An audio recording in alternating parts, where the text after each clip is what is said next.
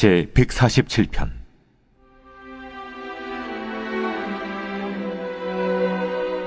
할렐루야. 우리 하나님을 찬양하는 일이 선함이요 찬송하는 일이 아름답고 마땅하도다. 여호와께서 예루살렘을 세우시며 이스라엘의 흩어진 자들을 모으시며 상심한 자들을 고치시며 그들의 상처를 싸매시는도다. 그가 별들의 수요를 세시고 그것들을 다 이름대로 부르시는도다. 우리 주는 위대하시며 능력이 많으시며 그의 지혜가 무궁하시도다. 여호와께서 겸손한 자들은 붙드시고 악인들은 땅에 엎드려 들으시는도다. 감사함으로 여호와께 노래하며 수금으로 하나님께 찬양할지어다. 그가 구름으로 하늘을 덮으시며 땅을 위하여 비를 준비하시며 산에 풀이 자라게 하시며 들짐승과 우는 까마귀 새끼에게 먹을 것을 주시는도다. 여호와는 말의 힘이 세다 하여 기뻐하지 아니하시며 사람의 다리가 억세다 하여 기뻐하지 아니하시고 여호와는 자기를 경외하는 자들과 그의 인자하심을 바라는 자들을 기뻐하시는도다. 하나님의 말씀입니다. 우리가 아침마다 시편을 묵상하고 있는데 저는 개인적으로 시편을 많이 좋아합니다. 왜냐하면 시편을 통해서 제가 하나님을 만났기 때문입니다.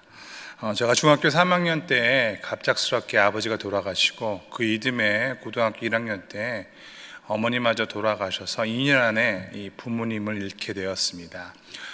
부모님이 돌아가신 후에 엎친 데 덮친 격으로 사망신고 처리가 되지 않아서 제 위에 이 형님이 계셨는데 그 형님이 가족을 부양하고 있다가 형님마저 군대에 가는 상황이 되었습니다. 그 후에 할머니와 또 저보다 5살 어린 동생을 데리고 사실 한참 공부해야 할 나이에 먹고 살 걱정하면서 너무나도 힘들고 어려운 시간을 보내며 살아야 했습니다. 심지어 집에 갈 수 없는 상황이 되어서 저는 거의 자의반 타의반으로 독서실에서 숙식을 하고 밤에는 치킨집에 가서 알바를 하고 하루하루 그냥 데이 바이 데이로 겨우 살아가야 했습니다. 한 번은 이렇게 사는 것이 무슨 의미가 있을까, 그리고 인생의 모든 의미가 사라졌다고 생각하고 과연 내가 이 세상에 더 살아가야 되는가 이런 고민을 하고 있었습니다.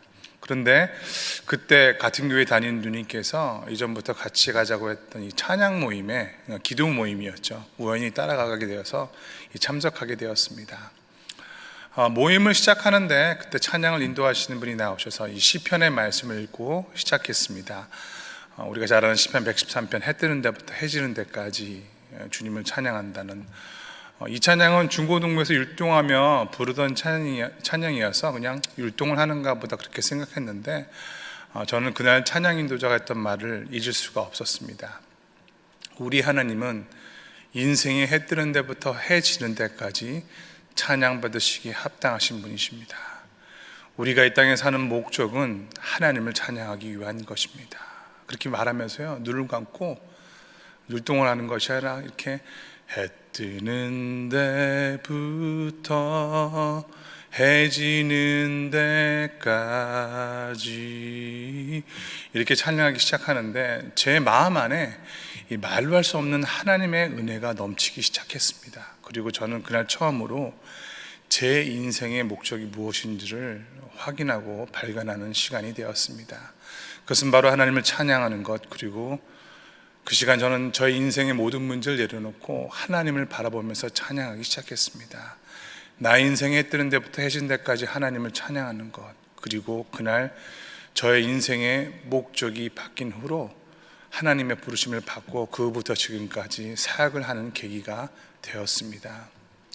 오늘 우리가 읽은 시편 147편은 이 시편의 마지막 부분인데 이 146편부터 시작해서 마지막 시편 150편까지는 할렐루야로 시작해서 할렐루야로 마치게 됩니다. 이것은 여호와를 찬양하러 시작해서 여호와를 찬양하라는 명령으로 끝나게 된다는 사실을 우리에게 보여줍니다.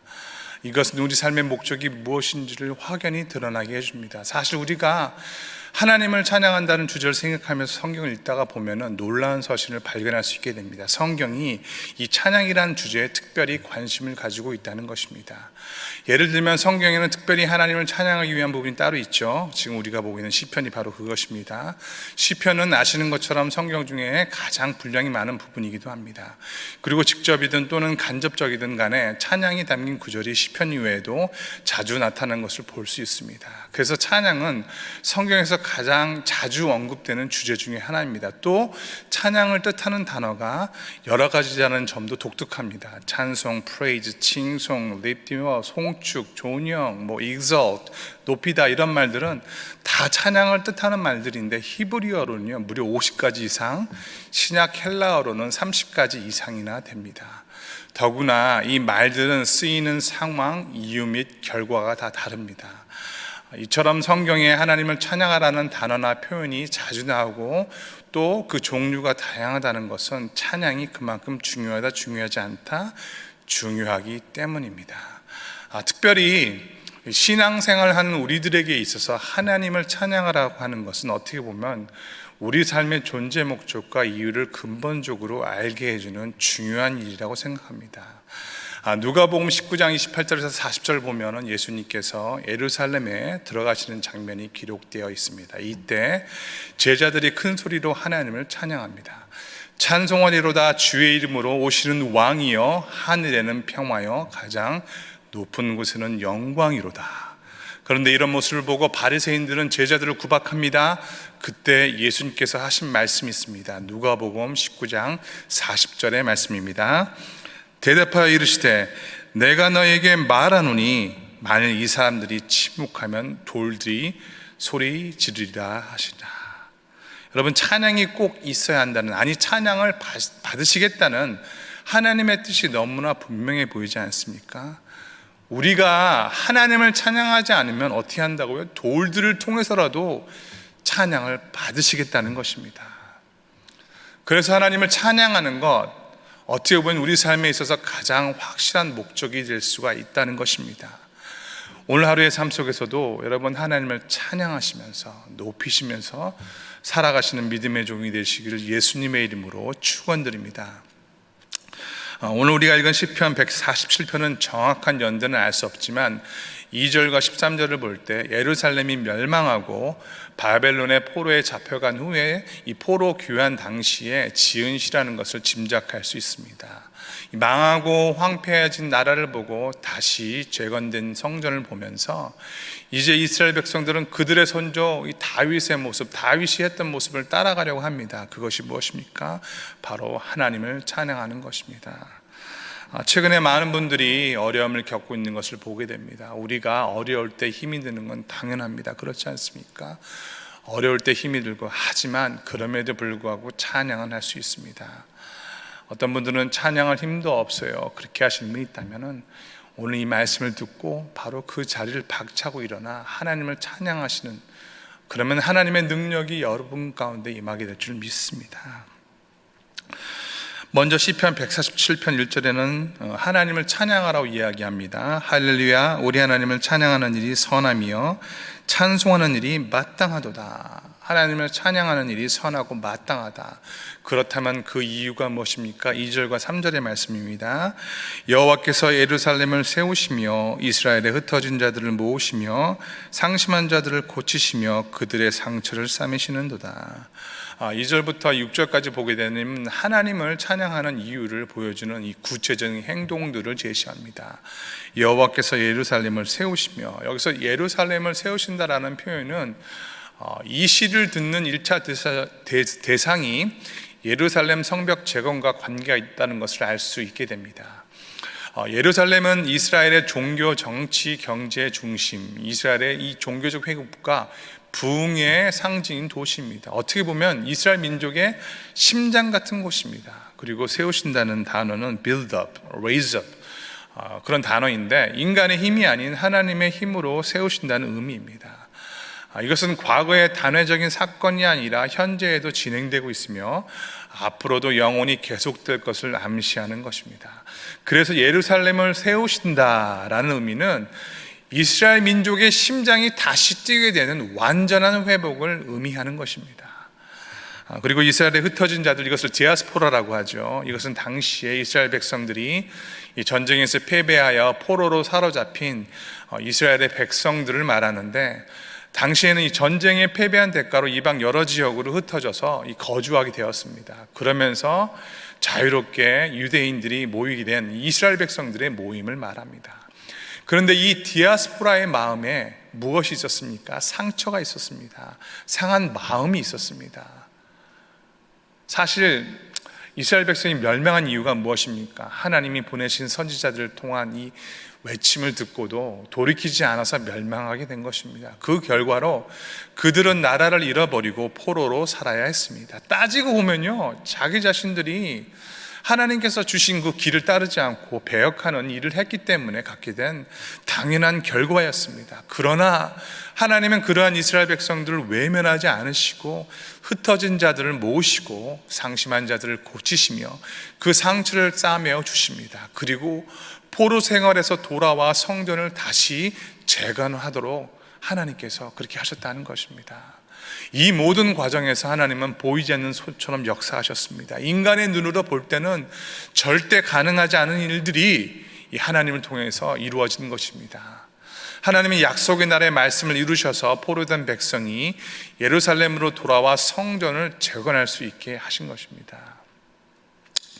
우리가 흔히 속상하다고 하죠. 마음이 상했다는 것입니다. 상처가 있었다는 것입니다. 하지만 하나님은 우리의 상처를 치유하시는 분이십니다. 고린도후서 1장 3절에 보면 그분은 자비의 아버지시요 모든 위로의 하나님이시기 때문입니다. 또한 시편 기자는 하나님의 전능하심을 노래합니다. 하나님께서 우주 만물 하나하나를 세밀하게 다스리고 있다는 것을 드러냅니다. 하나님은 하늘의 별들을 일일이 세시고 그 이름까지 아시는 분입니다. 그런데 그 하나님이 궁극적으로 이스라엘 백성 각 사람과 특별한 관계를 맺으시며 그들에게 사랑과 자비를 베푸신다고 말씀하십니다. 그래서 찬양의 가장 큰 능력 중에 하나가 여기 나오는데 하나님을 찬양할 때 우리 마음의 치유가 일어나게 된다는 것입니다. 왜냐? 찬양하면요, 내가 나를 보는 것이 아니라 하나님을 볼 수 있게 되기 때문입니다.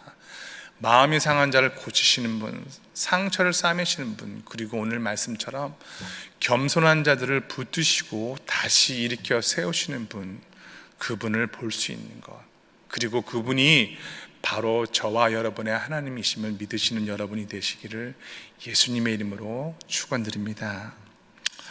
두 번째는 이제 7절 말씀을 보도록 하겠습니다. 감사함으로 여호와께 노래하며 수금으로 찬양할지어다. 여기 감사라는 단어는 히브리어로 토다라는 단어인데, 이 감사한 마음으로 하나님을 찬양하는 것입니다. 그러니까 감사하는 것과 찬양하는 것이 같은 맥락에서 쓰여지는 것입니다. 사실 감사함이 없이 찬양할 수가 없고 찬양하는 사람이 감사하지 않을 수 없습니다. 이번 주에도 담임 목사님의 설교에서 선택과 책임에 대해서 들었지만, 원망하고 불평하는 사람은 어떤 상황에서도 원망하고 불평합니다. 반대로요, 감사하는 사람은 어떤 상황에서도 감사합니다. 오늘 시편 기자의 감사 내용을 한번 보십시오. 이 8절과 9절의 말씀입니다. 그가 구름으로 하늘을 덮으시며 땅을 위하여 비를 준비하셔 산에 풀이 자라게 하시며 들짐승과 어는 까마귀 새끼에게 먹을 것을 주시는도다. 자, 제가 한번 여러분에게 질문해 보겠습니다. 여러분 중에서 비가 온다고 감사하시는 분이 계십니까? 아니면 그럴 수 있죠. 풀이 자란다고 감사하시는 분이 계십니까? 사실 여러분, 잔디 자라면 불평만 나옵니다. 잔디 또 깎아야 되겠네 하면서. 그런데 비가 오고 잔디가 자라면 어떻게 됩니까? 감사하십니까? 아닙니다. 미칩니다, 여러분. 또 까마귀는 어떻습니까? 가끔 길가에 이 죽은 동물 때문에 까마귀가 그 도로에 있는 걸 보면은 그렇게 생각하지 않습니까? 오늘 하루 이렇게 기분 나쁘다, 재수 없을 것 같다고 생각하지, 그러지 않으십니까? 안 그러십니까? 저만 그런가요? 대부분 까마귀 보면 기분이 안 좋습니다. 근데 오늘 시편 기자의 감사를 보십시오. 이 모든 것이 감사의 이유가 됩니다. 하나님께서 만들어 놓으신 모든 것들에 대해서 하나님을 찬양하는 것입니다. 얼마나 도전이 됩니까? 그래서 저는 오늘 이 말씀을 듣는 모든 분들이 오늘 하루의 삶 속에서 하나님께 감사하며 하나님을 찬양하는 여러분이 되시길 예수님의 이름으로 축원드립니다. 그리고 그 뒤에 하나님이 기뻐하시는 사람인지 누구인지 직접 가르쳐 주십니다. 10절과 11절의 말씀입니다. 여호와는 말의 힘이 세다 하여 기뻐하지 아니하시며 사람의 다리가 억세다 하여 기뻐하지 아니하시고 여호와는 자기를 경외하는 자들과 그의 인자하심을 바라는 자들을 기뻐하신도다. 이 말씀을 보면 하나님이 기뻐하신 자의 특징이 나옵니다. 바로 그분을 경외하고 바라보는 자, 곧 흩어져 상처받고 겸손하고 비록 힘이 없지만 부르짖는 까마귀 새끼처럼 하나님 앞에 부르짖는 자, 그런 자를 하나님께서 기뻐하신다고 말씀하십니다. 아시는 것처럼 지난주에 저희 교인 중에 확진자가 생기고 또 우리 방송팀 스태프 중에서도 확진자가 생기게 되어서 저희가 교회를 사용할 수 없게 되었습니다. 결과적으로 이 촬영도 중단되는 상황이 되었습니다. 저는 다행히 음성 판정을 받았는데 전에는 우리 방송팀과 같이 녹화를 하고 촬영하고 예배하고 이렇게 준비했는데 어쩌다 보니까 이제는 거의 혼자서 제가 촬영하고 녹화해야 되는 상황이 되었습니다. 지난주 수요 예배에는 담임 목사님, 반주자, 저 이렇게 3명만 나와서 서로 안 보이는 상황에서 촬영하고 녹화하고 그냥 각자 흩어져 가는 이런 일들도 생겼습니다. 심지어는 여러분 주일 예배 보셨으면 아시겠지만 전에는 찬양 같이 나와서 했는데 이제는 혼자서 찬양 부르고 각자 이제 방에서 찬양 부르는 것을 같이 이렇게 편집해서 촬영을 해야 하는 일이 생겼습니다. 근데 지난주 찬양하면서 그런 찬양을 고백했습니다. 날마다 숨 쉬는 순간마다. 근데 이 찬양을 들으면서 순간 제 안에 하나님께 감사하는 시간을 갖게 되었습니다. 원래 이 날마다 숨쉬는 순간마다라는 찬양은 영어로는 day by day라는 찬양인데 이 찬양에는 귀한 배경이 있습니다. 이 찬양을 작사한 분은 리나 선들이라는 분인데 리나 선들의 아버지는 목사님이셨습니다. 그런데 하루는 이 보트 여행을 갔다가 전복사고로 아버지는 목숨을 잃게 되고 리나 선들은 혼자 살아남아서 결과적으로 그 충격으로 인해 우울증, 공황장애 이런 것을 통해서 너무 많은 고통을 겪게 됩니다. 그러다가 기도 중에 예수님을 다시 만나게 됩니다. 그리고 그 고통에서 벗어나서 만든 곡, 자기 자신의 고백이죠. 그것이 바로 우리가 부르는 날마다 숨쉬는 순간마다라는 찬양입니다. 날마다 숨쉬는 순간마다 내 앞에 어려운 일을 보내 주님 앞에 이 몸을 맡길 때 슬픔 없네, 두려움 없네. 주님의 그 자비로운 손길 항상 좋은 것 주시도다. 사랑스레 아픔과 기쁨을 수고와 평화와 안식을. 날마다 주님 내 곁에 계셔 자비로 날 감싸 주시네. 주님 앞에 이 몸을 맡길 때 힘 주시네, 위로함 주네. 어린 나를 품에 안으시사 항상 평안함 주시고 내가 살아 숨을 쉬는 동안 살피신다 약속하셨네. 인생의 어려운 순간마다 주의 약속 생각해보네.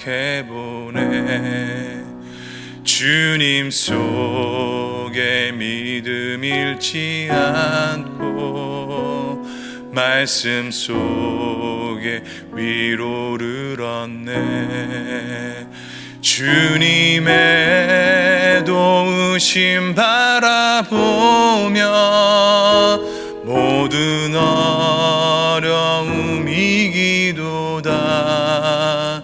흘러가는 순간순간마다 주님 약속 새겨봅니다. 이 찬양을 들으면서 주님 앞에 다시 한번 감사하는 시간을 갖게 되었습니다. 비록 우리 모두가 성전에 나올 수 없지만 그런 상황이 허락되지 않지만 지금 이 시간 이렇게 하나님 앞에서 혼자라도 찬양하고 또 이것을 같이 나눌 수 있는 성도들이 있다는 것이 얼마나 감사한지. 그리고 이렇게라도 예배를 준비하고 하나님 앞에 나갈 수 있게 해주신 것이 얼마나 감사한지, 귀한지 다시 한번 깨닫는 시간이었습니다. 지금 상황이 우리에게 좋지 않지만 그럼에도 불구하고 하나님을 찬양하고 하나님께 감사하신 여러분이 되시길 예수님의 이름으로 축원드립니다. 여러분을 바라보지 마십시오. 우리의 상황에 매이지 마십시오. 우리의 삶이 하나님을 찬양하는 것이 목적임을 기억하시고 또 그 하나님을 바라보고 하나님을 찬양할 때 그분이 힘주시고 우리에게 능력을 주실 줄 믿습니다. 여러분, 이 시간 우리가 다시 한번 주님 앞에 기도하기 원합니다. 우리의 마음을 다해서 기도할 때 하나님이 우리와 함께 하시고 우리의 찬양을 통해서 영광 받으실 줄 믿습니다. 우리 같이 기도하시겠습니다. 하나님 아버지, 감사드립니다. 하나님, 여호와를 찬양하러 고백했던 시편 기자의 말씀처럼 어떤 상황과 환경에서든지 우리 주님을 찬양하며 예배하기를 원합니다. 하나님, 오늘 시편의 기자가 하나님을 찬양하는 것이 마땅하다고 선하다고 얘기하고 또한 모든 상황과 환경 속에서 하나님 앞에 부르짖고 나아갔던 것처럼 하나님, 우리가 그렇게 하나님을 찬양하며 예배하기를 원합니다. 비록 예전처럼 하나님 우리가 마음대로 찬양할 수 없는 상황이고 또 하나님 마음대로 만날 수 없는 상황이지만 그러나 하나님께서 때가 되어서 이 모든 상황을 허락하실 줄 믿사오니 그날을 기다리면서 하나님 아버지, 우리가 처한 각자의 처소에서 주님을 찬양하며 예배하며 그 찬양의 끈을 놓지 않는 하나님의 백성들이 되게 하여 주시옵소서. 감사드립니다. 우리 주 예수 그리스도의 이름으로 기도드리옵나이다. 아멘. 지금은 우리 주 예수 그리스도의 은혜와 하나님 아버지의 극진하신 사랑과 성령님의 감동감화 역사하심이 오늘도 주님 앞에 찬양하기로 결단하며 나가는 믿음의 종들에게, 또한 소망의 하나님을 바라보는 믿음의 종들에게 지금부터 영원까지 함께 계시기를 간절히 축원하옵나이다. 아멘.